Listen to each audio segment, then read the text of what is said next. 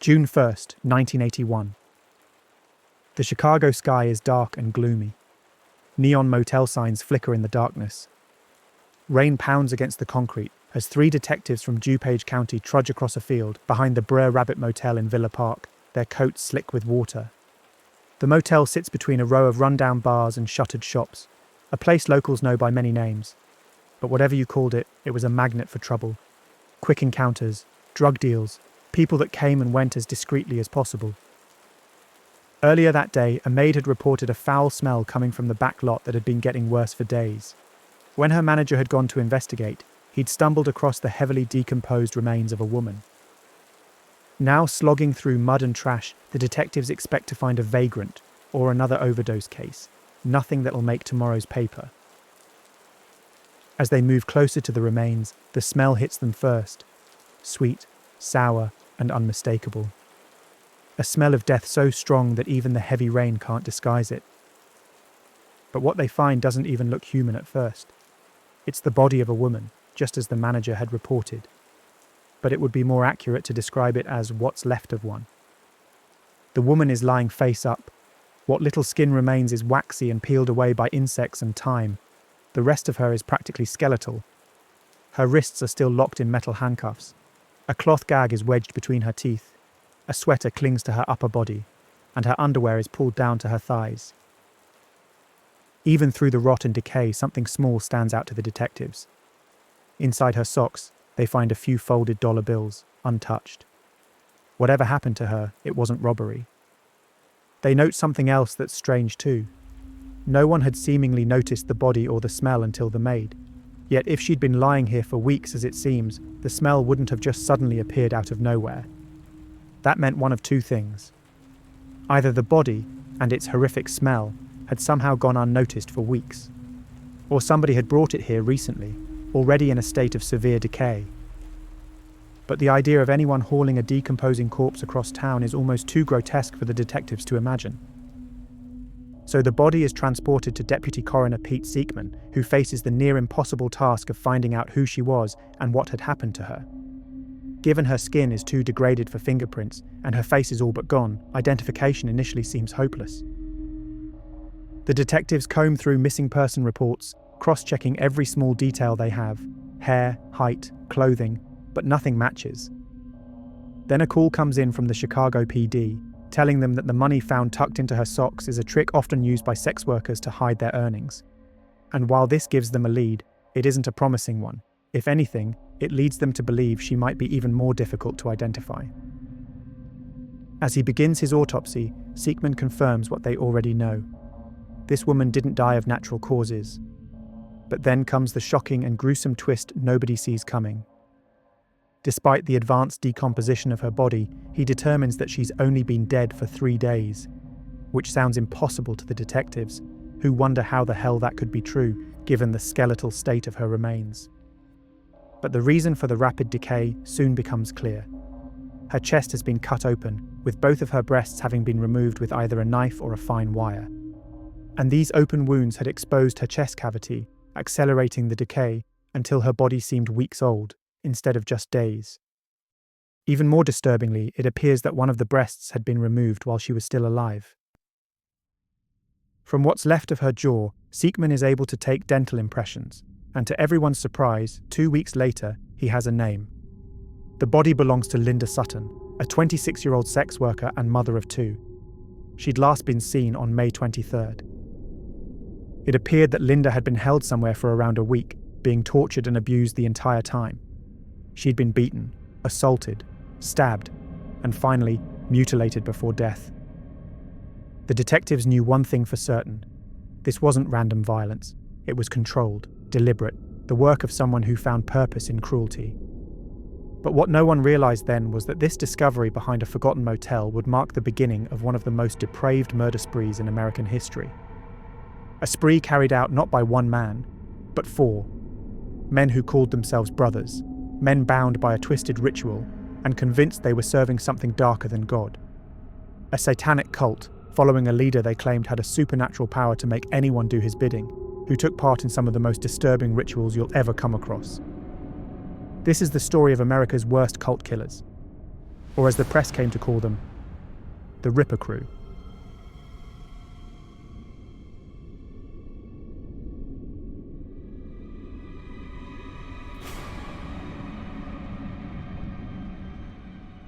By the early 1980s, Chicago was a city of contradictions.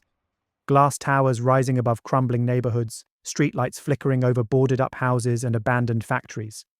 For women working those corners, danger wasn't a matter of if, but when. Police rarely investigated missing sex workers unless a body turned up, and even then, the attention was fleeting. That was the world Linda Sutton lived in. She was 26 and a young mother of two, with a quick laugh and a soft voice that made her seem younger than she was. Her friends said she was easy to talk to, the kind of person who could calm a stranger in seconds.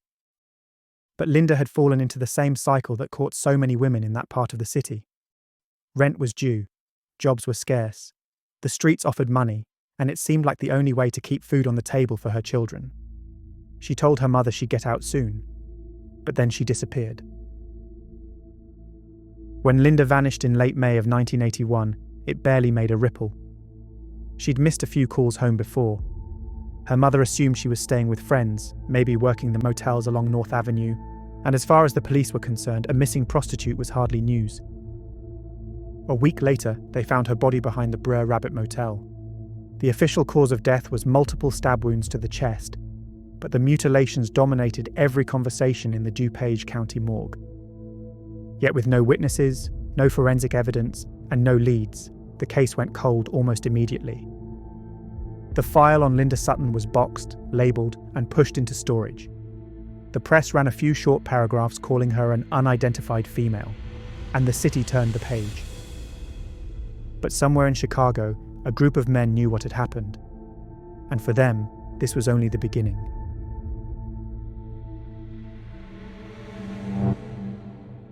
On the 12th of February 1982, police in the western suburbs received a call about a stalled car on the shoulder of Route 83.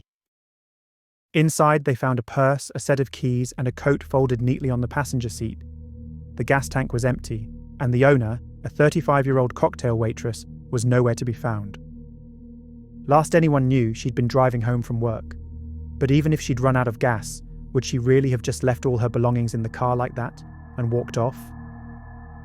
Officers searched the roadside, calling her name out into the cold air. And then a few hundred feet down an embankment, a flashlight beam hit something pale in the snow. Her body was found lying face up, twisted awkwardly.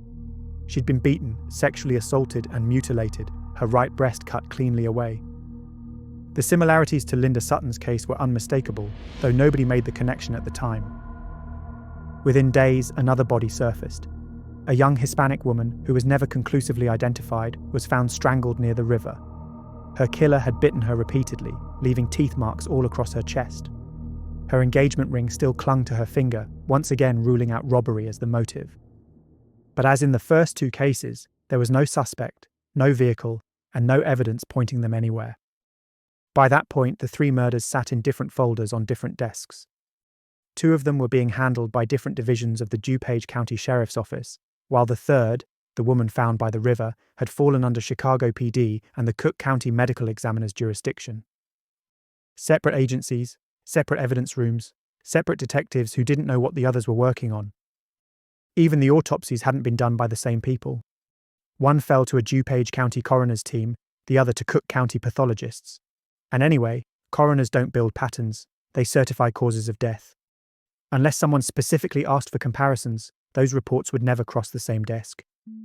So even though the DuPage victims shared unmistakable hallmarks, young women, sexual assault, and the precise mutilation of their breasts, no one connected them. And the third body, sitting in a different county altogether, was treated as something else entirely. Then on May 15, 1982, Lorraine Borowski left her apartment in Elmhurst just after 8 a.m. She locked her door and walked the short distance to her office at Remax Realty on St. Charles Road. She was wearing khaki slacks, a white ruffled blouse, and a beige purse with wooden handles. By 8:30, her boss, Donald, arrived to find the door still locked, and scattered across the sidewalk were a set of keys, a few cosmetics, and a pair of women's shoes. He gathered them up, assuming they'd been dropped by someone on the street, until he noticed one of the keys was marked Remax, and when he tried it in the door, it fit perfectly. They were Lorraine's belongings, but her purse was nowhere to be seen, and neither was she. Police searched the surrounding blocks, questioned her neighbours, and distributed flyers. The only potential lead they found was from a nearby store owner, who told them he'd seen a red van parked nearby just before the abduction appears to have occurred, though at the time there were no items in front of the Remax store. But it wasn't much to go on, and soon, weeks turned into months. There were no other witnesses, no ransom calls, no sign of her at all. She'd just vanished. 4 months later, in October, the badly decomposed body of a woman was discovered in a patch of overgrowth in Clarendon Hills Cemetery. Torn clothing and a purse was found nearby, perfectly matching what Lorraine had been wearing when she disappeared. And dental records soon confirmed that it was indeed Lorraine's body. The brutality of the crime was staggering. Ligature marks were found on her wrists, alongside puncture wounds from something like an ice pick. Her face was fractured and had bruising consistent with prolonged beating, and her right breast had been removed with steel wire, with a hatchet being used to finally kill her. And then 2 weeks after Lorraine disappeared, another woman vanished, this time from the far northwest suburbs of Chicago.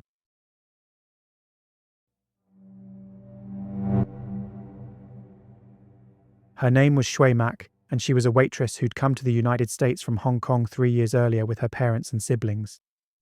The Maks had opened a small family restaurant called Ling Ling's in Streamwood, a quiet stretch of suburbia that seemed safely removed from the violence in the city. Shui was hardworking, shy, and careful. She worked long hours and spent most nights helping her parents close up the restaurant before heading home with her brother, Kent. On the evening of May 29, 1982, she left work tired, but in good spirits. But in the car with her brother, they began arguing, the sort of nothing argument siblings forget about in no time at all. But this one would have terrible consequences. Because somewhere along Barrington Road, her brother pulled over and told her to wait by the roadside. Their parents were driving not far behind them, and in anger, he told her she could ride home with them instead. Shui stepped out of the car in her red sweater, black pants, and sandals, and stood under the yellow glow of a streetlight as her brother drove off. Minutes later, the family's other car passed her by, having failed to spot her. By the time they'd realised she was waiting for them and turned around to go back to pick her up, she was gone. The Maks searched every corner of the highway that night, convinced she couldn't have gone far, but with no luck they called the police for help. But days passed, then weeks, and there was no trace of her. For months, the Maks searched every ditch and wooded area along that highway. Then, in late September, a call came in. A body had been found in a field just east of Barrington Road, less than a mile from where Shui had last been seen. When police arrived, the smell of decay clung to the air. The body was partially buried and weeds had started growing over it. But Shui's red sweater was still visible beneath the dirt. Identification was made through her clothing. Her autopsy revealed a fractured skull and a wound across her chest. As you can probably guess by now, her breast had been removed with wire or a fine blade. From Villa Park to Elmhurst to Barrington, women were being abducted, tortured, and mutilated, all within a 50-mile radius, and all the cases carried the same hallmarks.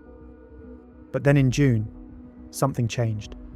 For the first time, a victim survived, and her account would finally give investigators a sense of the sort of unimaginable evil they were actually dealing with.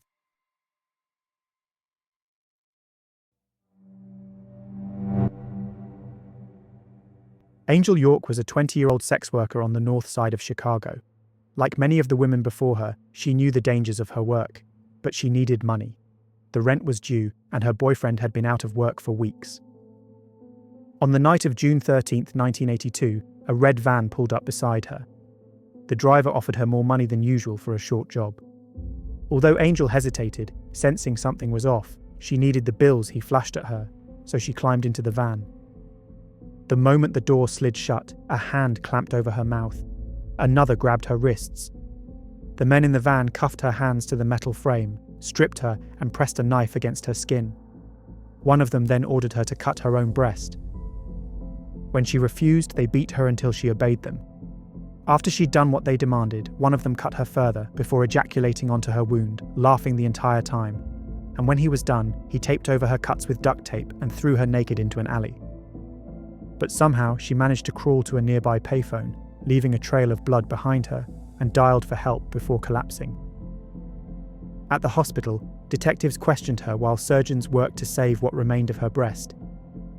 Angel described what she could remember of the attack: a red van with the back lined in rough wooden panels. She said there were multiple men inside, including a driver who seemed oddly calm, as if what was happening was just something mundane and routine. It wasn't much, but it was more than any of the investigators had ever had before. A vehicle to watch for, and the possibility that more than one man was involved. Detectives compared her account to their unsolved files, wondering if the same red van could be behind the other mutilation cases scattered across the city. Then in August, Sandra Delaware was found along the banks of the Chicago River. She'd been beaten, strangled, and mutilated.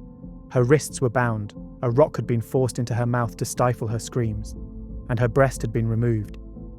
Her autopsy showed she had been killed only hours before her body was discovered.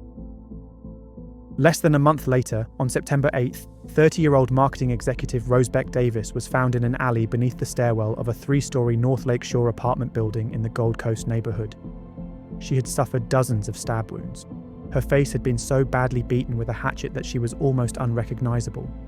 Her trousers were torn, her blouse ripped open, and like all the others, her breast had been removed. Desperate for answers, investigators reached out to the FBI's fledgling behavioral science unit at Quantico. The analysts there, among them Robert Ressler, one of the early pioneers of criminal profiling who we've discussed countless times here on the channel, reviewed what little evidence they were sent and returned a short report. They concluded that the killer was likely a single white male in his late 20s or 30s, who was effeminate, sexually conflicted, impotent, and driven by resentment towards women. It wasn't a bad guess, given the fragments they had. But it was wrong. If anything, the FBI's conclusion that one man was responsible only made things worse. It pushed investigators even further from the truth, that the mutilations weren't the work of a lone sadist, but an entire crew. Around the same time, Carol Pappas, the wife of Chicago Cubs pitcher Mitt Pappas, also vanished after leaving her home in Wheaton. However, her body would not be found until 5 years later, when her car was discovered submerged in a nearby pond, with her body still inside. Because of the advanced decomposition, investigators were never able to determine a clear cause of death, and to this day, it remains unclear whether she was another victim or if she died in a terrible accident. And then on October 6th, another victim was found beside the railroad tracks in Chicago's Humboldt Park by a sanitation worker. Her name was Beverly Washington, a 20-something sex worker, known on the streets for her sharp sense of humor and her bright clothes. Her left breast had been amputated, and her right one had been severely slashed. She'd been stabbed multiple times in her torso before being dumped like garbage. But amazingly, she was still alive. And as a result, she was able to tell her story. From her hospital bed, weak but still lucid, Beverly said that a red Dodge van with tinted windows pulled up beside her. The man behind the wheel, who she said was slender, in his mid-20s, and had greasy brown hair and a thin moustache, then offered her an unusually high price for what she called a date. But when she got into his van, a man pulled a gun on her and forced her to undress. Then he handcuffed her and made her swallow a handful of pills mixed with soda. As she began to lose consciousness, she saw him holding a cord over her. But then everything went black. She recalled that her attacker was wearing square-toed boots and a flannel shirt. And she described the van as having a makeshift wooden divider separating the front and back of the interior, with everything covered in some sort of cheap carpet. And hanging from the rearview mirror, she said there was a feather attached to a roach clip. The details were almost identical to what Angel York had described just months earlier. The same red van, the same wood-panelled interior. But her statement was much more detailed, and unlike Angel's, included specific descriptions of the suspects. Later that day, 2 men were standing near a phone booth when a red van pulled up alongside them. Without warning, shots rang out from inside. Both men were hit, with one of them dying from his wounds. His name was Rafael Tirado, a small-time dealer known around the neighborhood. At first, detectives treated it as a drug dispute gone wrong. But the details didn't fit. The van matched the descriptions from the other assaults, and witnesses said the gunman seemed organized, deliberate, not panicked. But police had no reason to connect this random shooting to the other attacks. Not yet, at least. In the meantime, Detective Warren Wilcosh began canvassing the streets with flyers describing the van, warning sex workers and truck drivers to keep an eye out for it. He spent nights walking the avenues where Beverly and Angel had worked, asking questions and following rumours. And then one day, local officers spotted a van that seemed to be a match. And in that moment, everything finally began to unravel. And whatever the detectives were thinking so far, the truth of what was going on was so much more disturbing and messed up than anyone could have ever imagined.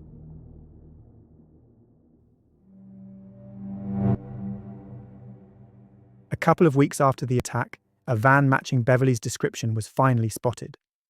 When Chicago detectives approached the vehicle, the driver, a stocky red-haired man, rolled down his window, calm but wary.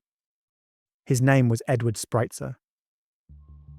Edward didn't match Beverly's description at all, but the van matched it almost perfectly. The interior was lined with plywood and carpet. A wooden divider separated the driver's seat from the back, and on the dashboard hung the same feathered roach clip Beverly had mentioned. When questioned, Edward explained that the van wasn't his. It belonged to his boss, a man called Robin Gecht, and he was actually on his way to meet him right now. So the detectives told him to take them to him. When they arrived, they were introduced to Robin Gecht. He was tall, thin, had greasy hair, and was wearing a flannel shirt and square-toed boots. At the very least, his outfit was a perfect match for Beverly's description. But it wasn't just his appearance that disturbed the detectives. It was his calm. He smiled when he saw them, nodded politely. He even asked them what the problem was, as if this were a misunderstanding that could be cleared up in a few minutes. When they told him they needed to talk about his van, Robin agreed without hesitation and followed them to the station like a man with nothing to hide. There was no fear, no panic. It was a moment of either mistaken identity or a chilling encounter with a true psychopath. At the Area 5 headquarters, detectives separated the two men. They searched the van while others began the first of many interviews with them. In the glove compartment, they found a single pill, later confirmed to be a sedative, just like the one Beverly had been forced to swallow. They also found several knives among the clutter in the back. Edward's interrogation started slowly. At first, he denied everything, claiming ignorance of any assaults or murders. But as the hours passed, his composure began to crack. He constantly looked at the door, as though afraid his boss might walk in at any moment. When the investigators pressed harder, he finally broke. And the confession that poured out of him over the next several hours would end up filling 78 pages worth of transcript. First, he admitted he'd been behind the wheel the night a man named Rafael Tirado was shot down near a phone booth, a detail detectives were able to quickly verify. From there, the story only got darker.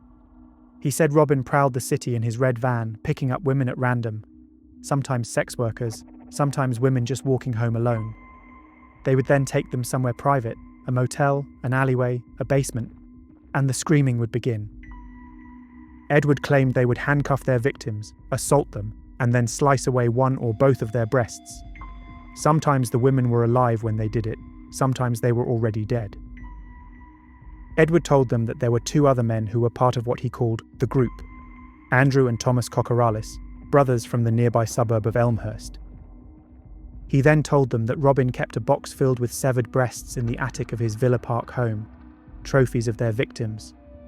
And after each killing, he said they would gather in that same attic, where Robin had created what he called his satanic chapel. And there, the ritual would begin. Robin would place a breast on a small altar, read passages from the Satanic Bible, and make the others masturbate over it. Then he would slice the flesh into small pieces and force them to eat it, in a twisted mockery of the act of communion. On more than one occasion, he said, Robin was so excited that he performed a sexual act on the severed flesh or open wound right there in the van. He depicted Robin as a man consumed by an insatiable bloodlust during the murders. He claimed he once shot a woman in the head, weighting her down with bowling balls in water so she would never be found. That he bludgeoned another woman to death with a hammer. That he hacked off a woman's breast in an alley while she was still alive, before engaging in sexual acts with the wound. That he mercilessly beat a woman with an axe. The detectives were stunned. The crimes he described were almost too grotesque to believe. scenes of torture, mutilation, and ritual cannibalism carried out in a suburban home while Robin's wife and children slept downstairs. But Edward's details were specific.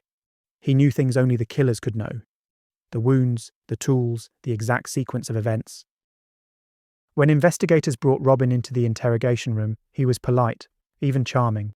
He joked with the officers, made small talk about his construction business, and denied every accusation.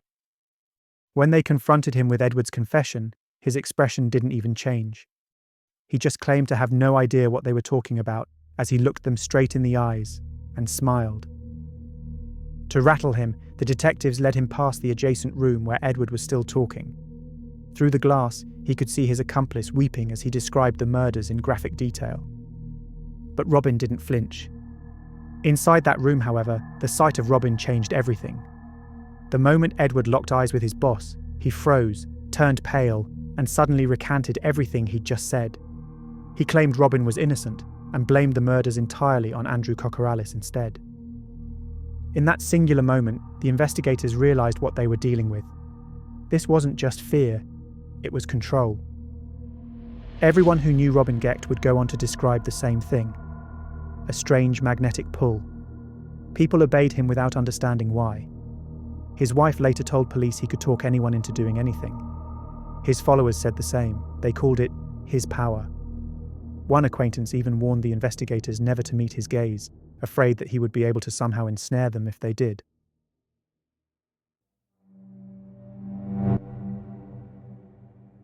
When police questioned Andrew and Thomas Kokoraleis, the same pattern repeated itself: denials, followed by small cracks, followed by collapse. Andrew was the first to break. His statement confirmed nearly every detail from Edward's confession. He described how the group had stalked women in the van, abducting them at random. He said they'd used knives, piano wire, and even can openers to mutilate their victims. He told the detectives that Robin believed the women's breasts contained spiritual power, and that by eating them they could absorb it and become stronger. His confession mirrored everything Edward had told them about their disturbing practices of communion, which he called satanic rituals. All in all, he confessed to as many as 18 murders, including the murders of Lorraine Borowski and Rosebeck Davis. And when he talked about Sandra Delaware, he gave details no outsider would know, including the rock forced into her mouth to stop her screaming, and wounds that perfectly matched the coroner's report. Thomas, who was the youngest and arguably the most impressionable of the group, was the last to be questioned. He was slow, almost childlike, and appeared easily led to the detectives. After failing a polygraph test, he finally broke down. He told them that Robin would curse or kill them if they disobeyed him, and he seemed to genuinely believe it. He described the attic, filled with candles, 6 red and black crosses painted on the wall, and an altar with red cloth. And of course, the box. According to him, there were 15 breasts inside it when he'd last seen it. When a detective asked what they did up there, Thomas stared at the table and whispered, "We'd take communion." He added another line investigators would never forget: "You just have to do it." During his recorded confession, Thomas admitted to being present during 3 murders, including that of Lorraine Borowski. Piece by piece, the confessions lined up: the van, the implements, the ritual, the victims. Still, prosecutors faced a major obstacle. There was almost no physical evidence linking any of them to the murders. Most of what they'd said was public knowledge, with only a few small details that only the actual killers could have known. And there was nothing at all directly tying Robin to the murders. When police served the warrant and finally climbed into Robin's attic, it was exactly as the 3 men had described. There were candles, an altar, and even a rifle that was later matched to the shooting of Rafael Tirado. But the fabled trophy box containing the breasts was gone. Whether it had been destroyed, hidden, or never existed the way the men recalled, no one ever found it. But the investigators pressed on. Running background checks, they found Robin had been charged 2 years earlier with contributing to the sexual delinquency of a 14-year-old girl. They even discovered that Robin had rented a room at the same motel where Linda Sutton's body was found for an extended period in 1981. Edward and the 2 Kokoraleis brothers had also rented 3 adjoining rooms, long enough to need to redirect mail from the address. The motel manager vividly remembered them, saying they brought women back to their rooms at all hours of the night and described them as some kind of cultists involved in devil worship. But much more shockingly, before the killings began, they discovered that Robin had actually worked for another infamous serial killer. Someone who had buried dozens of young men beneath his house. John Wayne Gacy. During Gacy's trial, he had hinted that he hadn't acted entirely alone and that he'd worked with an accomplice.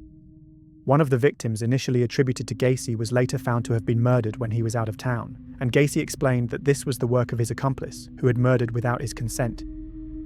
He never named that man.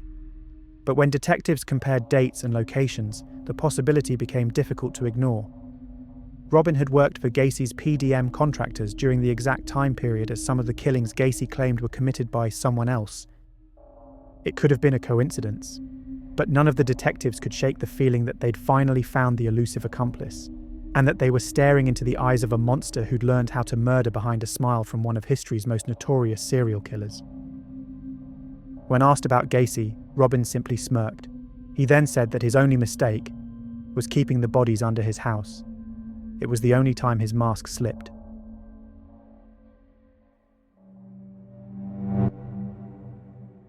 When the news broke, the city could hardly process it. 4 men, all from ordinary suburbs, all seemingly harmless, were accused of committing some of the most sadistic murders in Illinois history. Reporters swarmed the police stations, demanding details.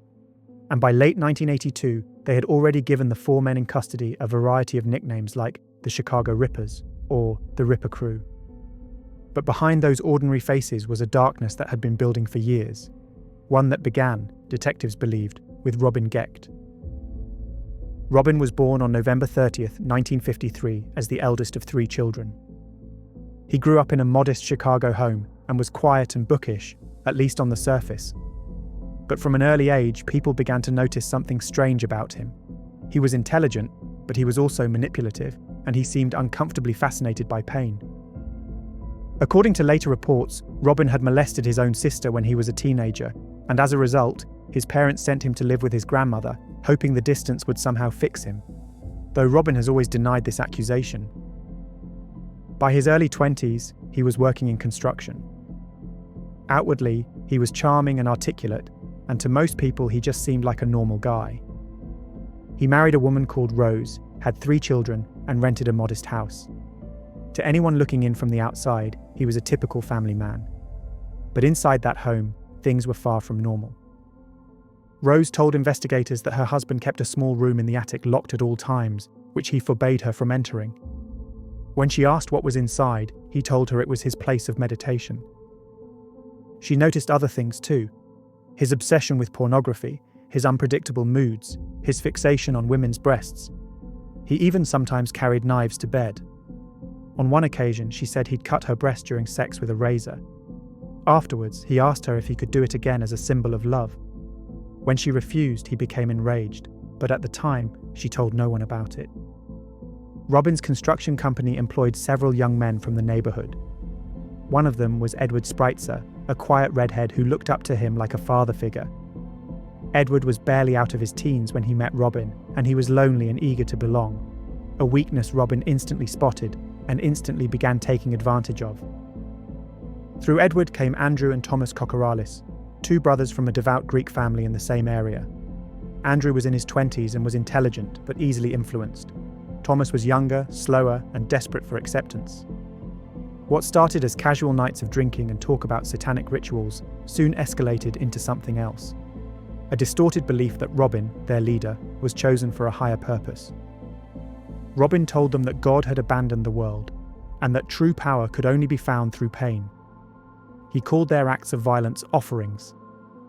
And in his attic, he built their chapel, where the group would gather after his wife had left to work her night shifts and his children had gone to bed. The walls were covered in red and black crosses painted in crude strokes, and at the centre stood an altar draped in red cloth on which he'd placed the severed breasts of his victims. Here, Robin would read passages from the Satanic Bible, forcing his followers to repeat them. The ceremonies ended with each man masturbating over the remains and then consuming small pieces of flesh, or as they called it, taking communion. To the investigators who heard those accounts, the line between religion and madness had never looked thinner. But what baffled them the most was how Robin was able to maintain such control over his followers. They weren't hardened criminals. None of them had prior convictions. Yet they had committed acts so depraved, so disgusting, and so vicious at his command. How could any normal person possibly be swayed into doing such evil and disturbing things? Psychologists later compared Robin to Charles Manson, a manipulator who preyed on broken people, reshaping them into extensions of his will. Just like Manson, Robin cloaked his sadism in a twisted form of spiritual enlightenment. During the interrogations, all three of them described Robin's influence in the same way: hypnotic, suffocating, impossible to escape. Edward said he'd vomited after one of the murders, only for Robin to force him to continue. Andrew claimed Robin could make you do things just by looking at you, and that even when he wasn't there, he could feel his presence. For police, that kind of fear made prosecution difficult. Edward and the brothers spoke freely about their own roles in the murders and ritualistic acts, but when it came to Robin, their voices got small. They'd look at the floor, and they'd say the same thing over and over: "You just have to do it." Even in custody, he still held a weird kind of power over them. So they did what they could. They showed Beverly Washington a photo array at the hospital, and she picked out Robin as her attacker. It wasn't enough to charge him with murder, but it was the first time the survivors' words, the motel ledgers, and the van all pointed to the same man.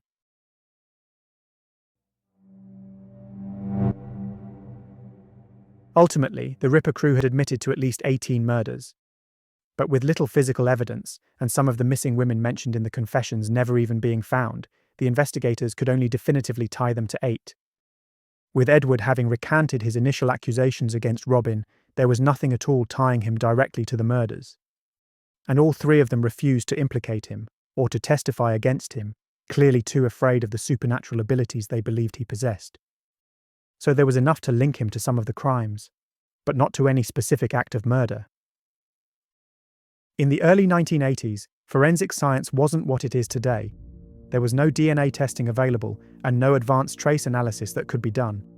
So without the trophy box or direct witnesses, the case against Robin was surprisingly thin. But it was clear to everyone that if anything, Robin was more culpable than his 3 followers.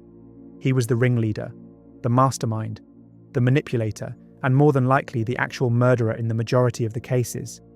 So it became vitally important to make sure they could charge him with something that would stick and keep him behind bars for as long as possible.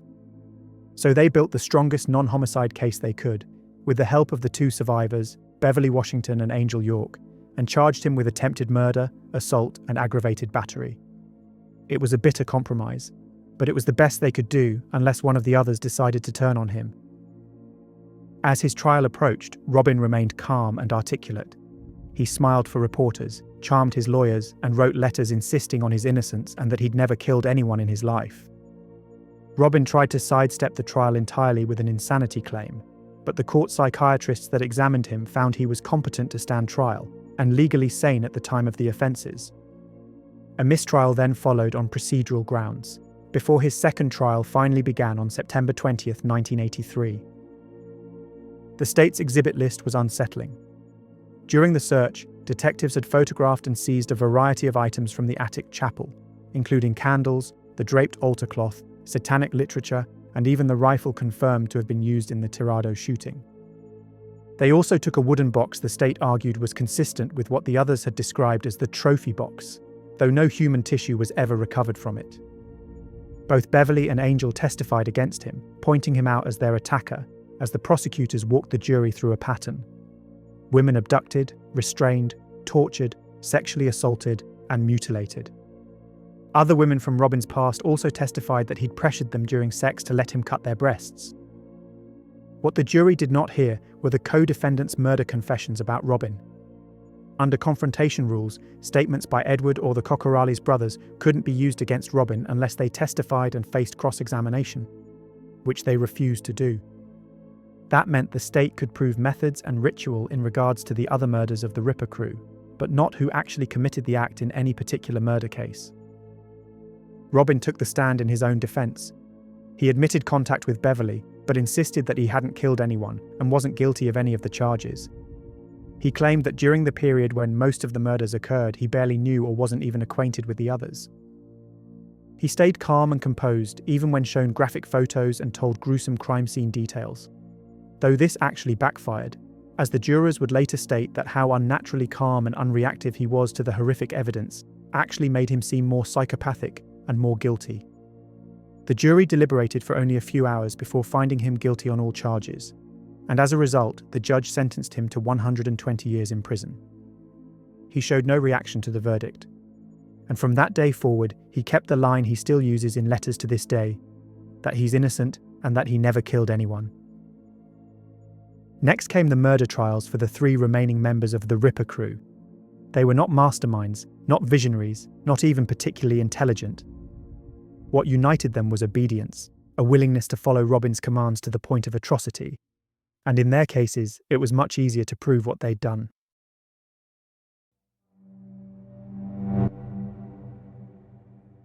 During the early hearings for Thomas Kokoraleis, his defense argued that he'd been manipulated into confessing and that his low IQ of 75 made him vulnerable to suggestion. But the prosecution felt the details he provided were impossible to ignore. He just knew too much to be innocent. In his confession, he'd described the red van, the abductions, and the attic filled with candles and red cloth. He'd talked about knives, piano wire, and communion, and most importantly, he'd mentioned a woman he recognized, a woman he said they'd dumped in a cemetery. Her name was Lorraine Borowski. Thomas's confession matched the autopsy in disturbing detail, and he'd even pointed out the exact spot outside the Remax office where she'd been abducted from. For the prosecutors in DuPage County, it was enough to build a case against him. Unlike the other victims, spread across multiple jurisdictions and lacking direct evidence, Lorraine's murder could be tied to Thomas through his own words. It didn't rely on the others' confessions, which couldn't legally be used against him. So they charged him with the assault and first-degree murder of Lorraine. At trial, Thomas's defense argued that he'd been manipulated and coerced, not by Robin, but by the detectives, who they claimed had twisted his words and exploited his limited intelligence. But the confession was allowed to stand, and on May 18, 1984, a jury found him guilty of the murder of Lorraine Borowski. The courtroom was silent as the verdict was read, and even Thomas, who had wept throughout the interrogations, showed almost no reaction. He was sentenced to life in prison, but his story didn't end there. In 1986, Thomas's attorneys appealed, arguing that parts of his confession had been improperly handled. And the appeals court actually agreed, reversing his assault conviction and ordering a new trial on the murder charge. Rather than face another jury and the possibility of a harsher outcome, Thomas took a deal. He pleaded guilty to Lorraine's murder in exchange for a 70-year sentence. In return, the state agreed not to pursue charges in respect to any of the other murders he had once mentioned in his confession, such as the murder of Linda Sutton. Under the Illinois laws in effect when he was sentenced, he was allowed something called day-for-day credit, a kind of good behaviour incentive that meant every day served counted as 2. As a result, in 2017, Thomas became eligible for parole, prompting authorities to attempt to have him committed as a sexually violent person, which would stop him from being released. To do this, they needed to establish that it was substantially probable that he would commit further acts of sexual violence if released. References were made to his numerous confessions and the various statements he'd made to detectives and attorneys over the years, in which he detailed his involvement in the assaults of other Ripper crew victims, such as Schweimack. But when psychiatrists evaluated him in 2017, they concluded that he didn't meet the legal criteria to be classified as a sexually violent person under Illinois law. Despite that, he was actually denied release because he failed to find a suitable place to live on the outside. However, just 2 years later, in March of 2019, after serving 35 years behind bars, Thomas's sentence was over and he walked out of prison. He wasn't on parole. He wasn't on probation. He was simply registered as a sex offender and allowed to walk free. Thomas then returned to the Chicago suburbs, where residents flooded local police lines with calls of anger and disbelief and began protesting near the apartment he moved into. But legally, there wasn't much anyone could do. He had served his sentence as per Illinois law, and he was free.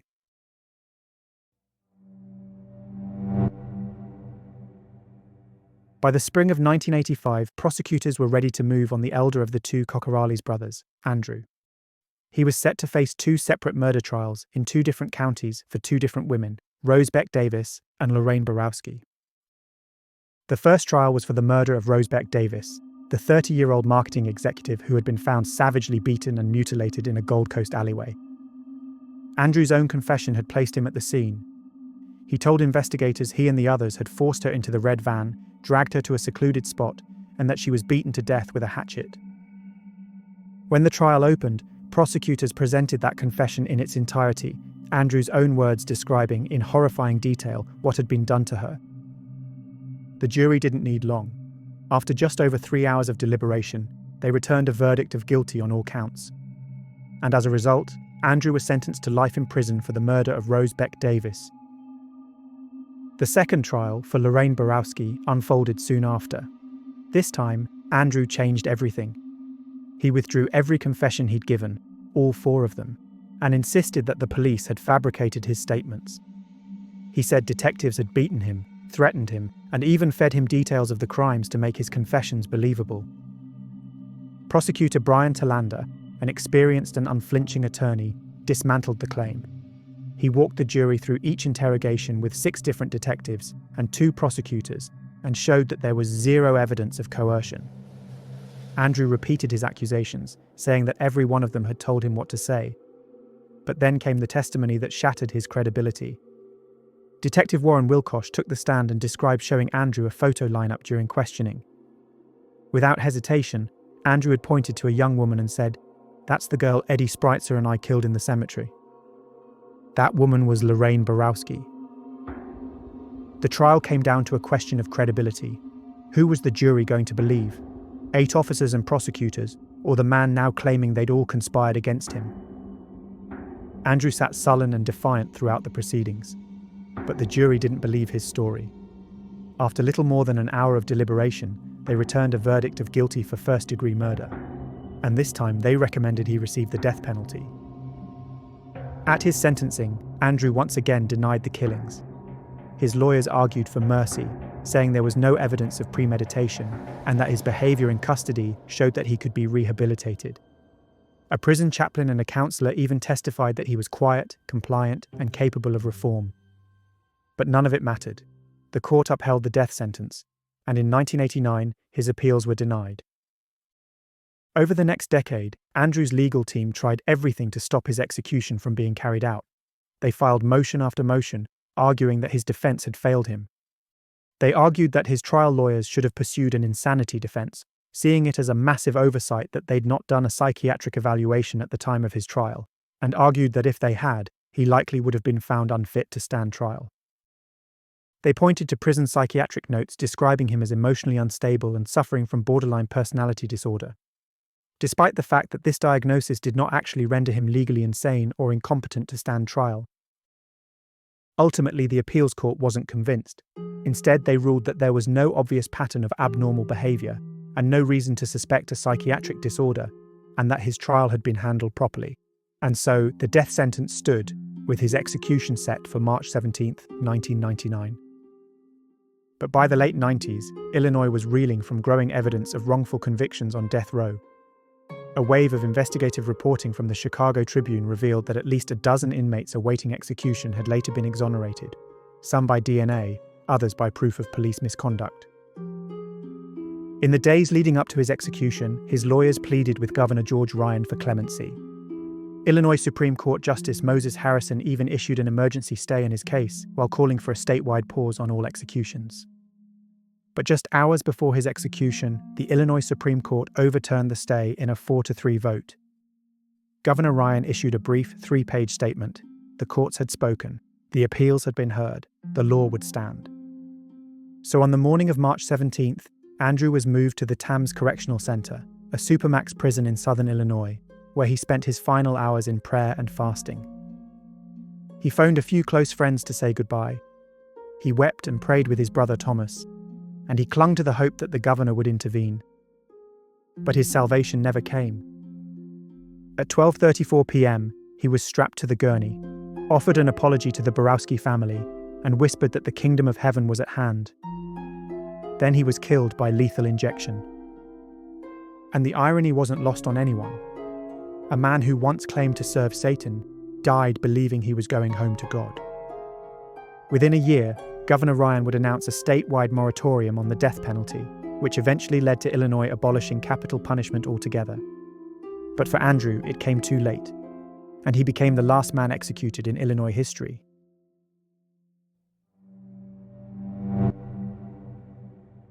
On April 2, 1984, before either of the Kokoraleis brothers entered the court, Edward Spreitzer chose to make a plea instead of facing a trial.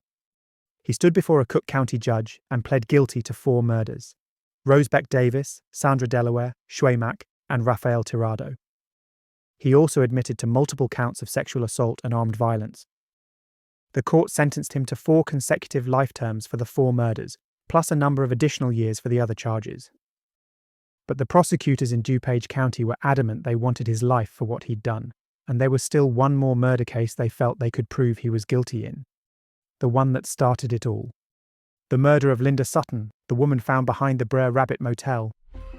So on February 25, 1986, Edward entered the courtroom in DuPage County to stand trial for the murder of Linda with the death sentence on the table.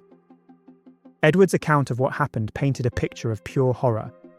He claimed they picked Linda up near Wrigley Field before handcuffing her, assaulting her, and eventually cutting off her breasts and leaving her body in the field behind the motel. Witness after witness took the stand: detectives, medical examiners, acquaintances, each of them building a portrait of a young man who'd followed a monster, before at some point he'd become one himself. His public defender, Carol Ann Finson, tried to make the jury see him differently. She described him as immature, impulsive, and easily led. According to her, he was a simple young man who'd been manipulated by a sadistic cult leader, a frightened follower, not a willing murderer. She called his friends and relatives to testify. They described him as gentle, quiet, and childlike, the kind of person who'd been bullied all his life and was desperate to belong. But then one of his friends began revealing things the defense had not expected. He told the court that Edward had laughed about the killings and that he'd even bragged about mutilating and murdering his victims like it was a story meant to impress. As you can imagine, the prosecution jumped on his statements. They called Edward every woman's nightmare and labelled him as a weasel who hunted with his pack, feeding off each other's depravity. On March 4, 1986, Judge Edward Cowell found him guilty of aggravated kidnapping and murder. 2 weeks later, on March 20th, a jury deliberated for barely an hour before returning the sentence the state had demanded: death. Edward was then transferred to death row at the Pontiac Correctional Center in Pontiac, Illinois, to await his execution. Over the next several years, his attorneys filed one appeal after another. One of his later lawyers, Gary Pritchard, argued that the trial had been unfair, claiming the judge had failed to properly instruct the jury. Just like with Andrew, they argued that Edward's mental condition hadn't been considered. They claimed that a post-trial examination revealed signs of brain damage and evidence that Edward's IQ was low enough to call his comprehension into question. But every appeal they filed came back with the exact same response: denied. By the late 1990s, he had no avenues left to explore. He was set to be executed. But unlike Andrew, the legal change in the state came before his execution could be carried out. In October 2002, Edward, now 41 years old, was among 140 inmates whose cases were re-examined under the state's new stance on executions. His lawyers once again pleaded for mercy, claiming Edward had an IQ of 76, was raised in a violent environment, and was easily controlled by men like Robin Gecht, claiming his fear of his former leader had influenced everything he'd done. But the families of his victims were having none of it. They packed the hearings and gave interviews calling him the personification of evil. One prosecutor even told reporters he was the worst of the worst. It didn't seem like he stood a chance of avoiding execution, at least not until January 11, 2003, when Governor George Ryan announced blanket clemency for every inmate on Illinois' death row, as described earlier. 4 men were pardoned outright, and 164 more, including Edward, had their death sentences commuted to life imprisonment. The families of the victims were horrified. Some said it felt like the murders were being forgotten, or worse, forgiven. Others said it only proved that the justice system itself was as broken as the man it had condemned.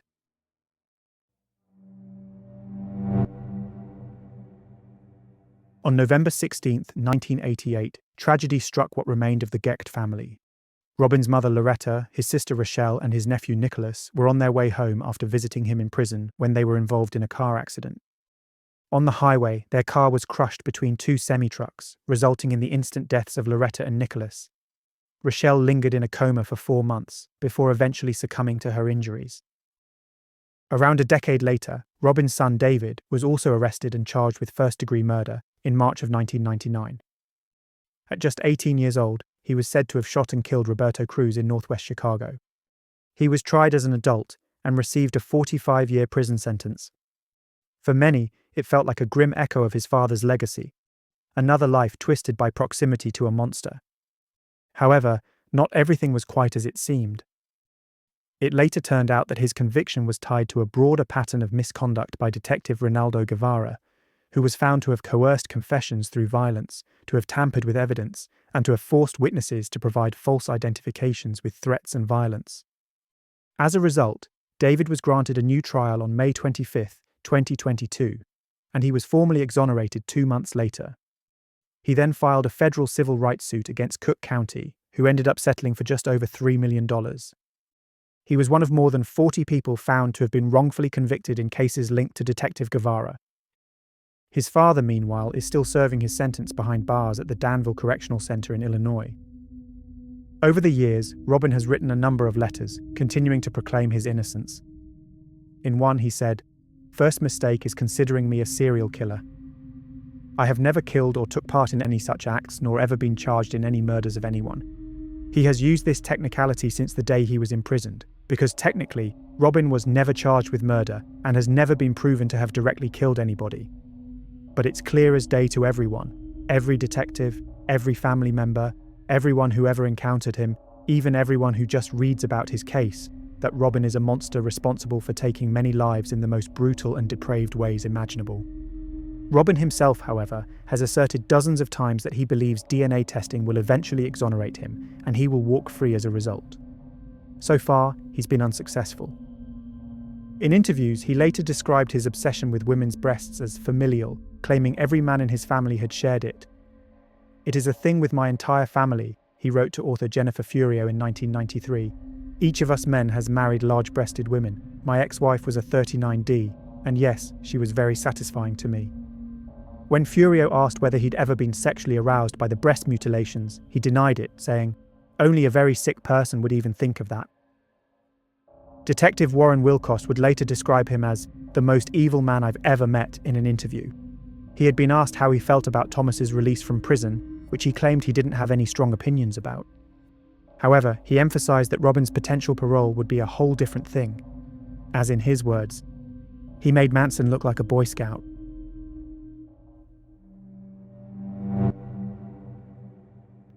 If Robin actually lives to see his next parole hearing in 2042, he will be almost 90 years old.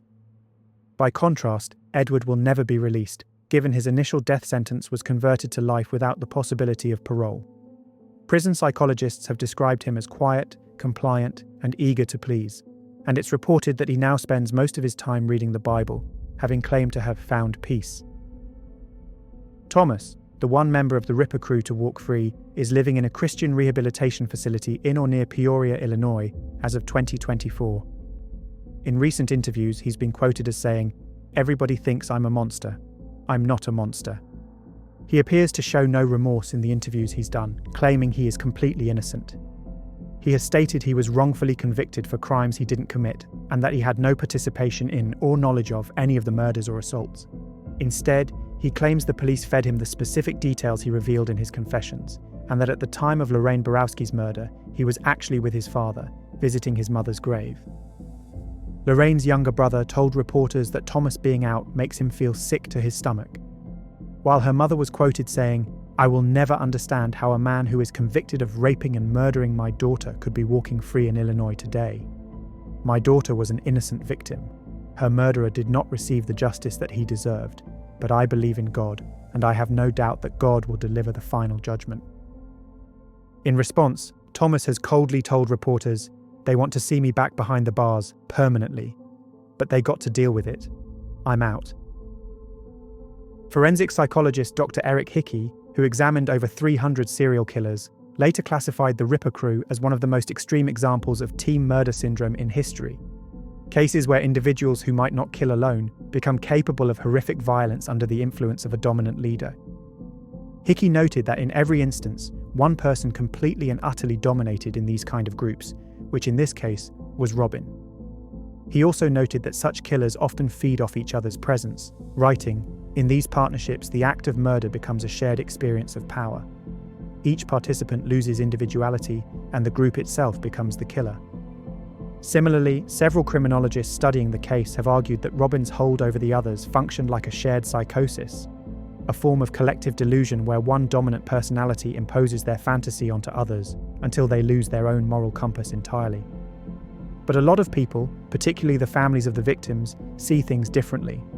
They argue that there was no hypnosis, no psychosis, and no supernatural hold, just weakness and willful surrender. And that at the core of the Ripper crew wasn't religion or Satan or madness. It was choice. Each of them chose to follow Robin's orders. Each of them chose to abuse, mutilate, and kill. And that isn't something anybody, no matter how scary or how powerful you believe them to be, could convince most of us to do if we didn't want to. To this day, it remains unclear just how many women the four men killed together. Detectives claim to have confirmed 18 victims of the Ripper crew, including a number of mutilated sex workers who have never been identified. More than 40 years later, although the Brer Rabbit Motel still stands, the open field behind it has long been paved over. But for those who remember the case, that patch of ground will always be the place where Chicago first glimpsed the evil it had been living beside. If you walk there now, you'd never know what once happened. You'd never guess that under that asphalt, police once stood ankle-deep in rainwater, staring down at a body that would open the door to one of the darkest cult killings in American history.